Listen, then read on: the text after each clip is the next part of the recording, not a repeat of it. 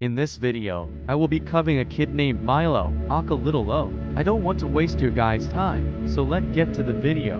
Milo Jackson, known on the streets as Lil Lo, as the 17-year-old kid from the low-end neighborhood of Chicago, specifically from 43rd and Cottage Grove, growing up in the South Side's gritty and dangerous environment. Milo lived with his single mother, but despite the rough surroundings, he was a good kid in his younger years. He was quiet, respectful, and never caused trouble, focusing on school and staying out of the local conflicts.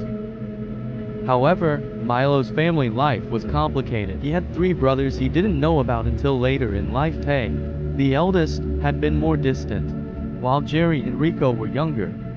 Milo grew up without the guidance of a father figure, and at the age of 11, he finally learned who his father was.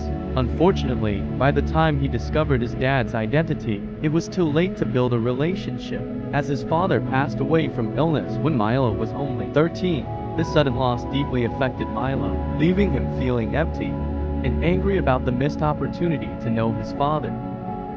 During this challenging time, Milo leaned on his closest friends, KC, Dre, Little Reed, and Keys. These friends were his support system, helping him cope with his father's death. For a while, Milo kept his head straight, staying out of trouble. However, things began to spiral when Milo's grades started slipping at school. His mother, worried about his future, made the difficult decision to move to New York to give him a fresh start. But just a month after the move, tragedy struck again. Milo's older cousin, Javen James, was shot 4 times in Chicago. Hearing this news shattered Milo. He desperately wanted to return to Chicago to say his final goodbye at Javen's funeral, feeling the pull of the city he once called home. Eventually, the family returned to Chicago, and Milo reunited with his old friends.